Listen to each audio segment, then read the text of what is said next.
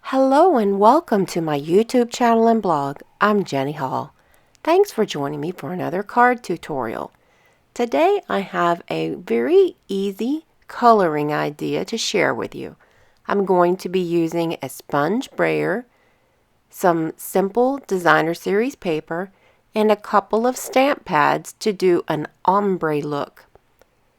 I have all of my supplies ready to go. Stampin' Up! Sells a sponge brayer packet that contains 2 handles and 4 sponges for the brayers.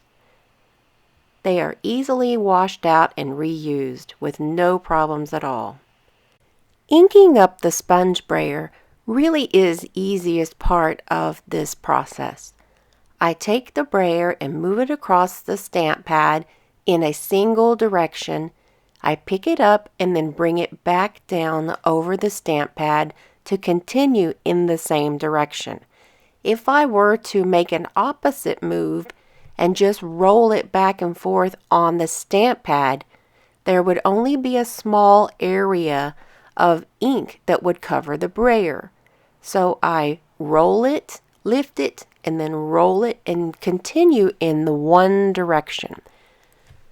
When bringing the ink brayer over to the paper, I try to start rolling off of the paper, and then that will help to get the more smooth transition of the ink onto the paper.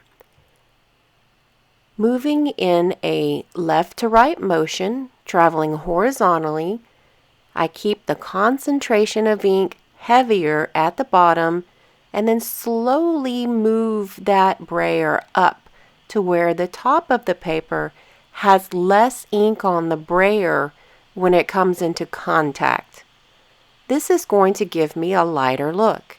It's easy to cover the entire paper with ink and get a different variance of color in this manner. One thing to remember when you're working with dye inks, they will kind of even out a little bit as the paper is absorbing the ink. So I will keep in mind that the ink is going to be absorbed a little bit more than what I'm seeing with my eye whenever it's dried. Here is how I will put 2 pieces of paper together that are pre-cut, and I'm going to use 3 stamp pads instead of 2 for these 2 cards. I have Old Olive as my darkest color, Pear Pizzazz as a medium tone, and Delightful Dijon is going to be my topmost golden color. These 3 colors all have the same type of tones, and they will work nicely together.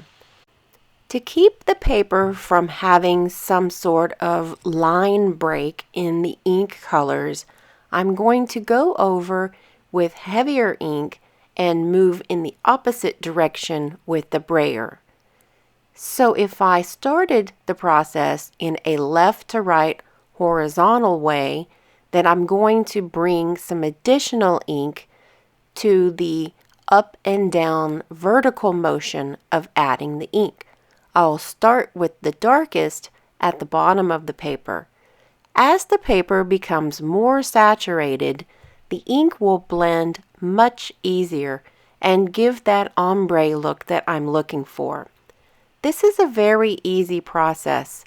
A sponge brayer is an affordable craft item to add to your supply, and it can be used in many different ways.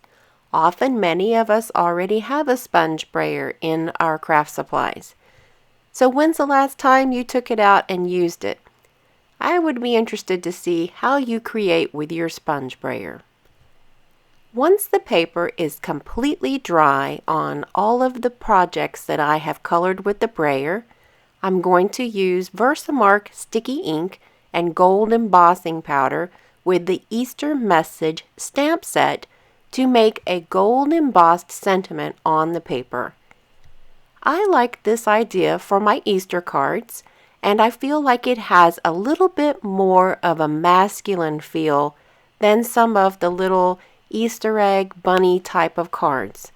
I do enjoy those other types of cards, but sometimes there's just a gentleman that I'd like to send an Easter card to, and I feel this would be a little more appealing to a gentleman. This same idea can be taken and made to a birthday card and change out the colors. Thanks for spending your time with me today. For more information, go to jennystampsup.com. At the end of the video are 2 more suggested videos that you might like to watch. Thanks for watching the video. See you next time.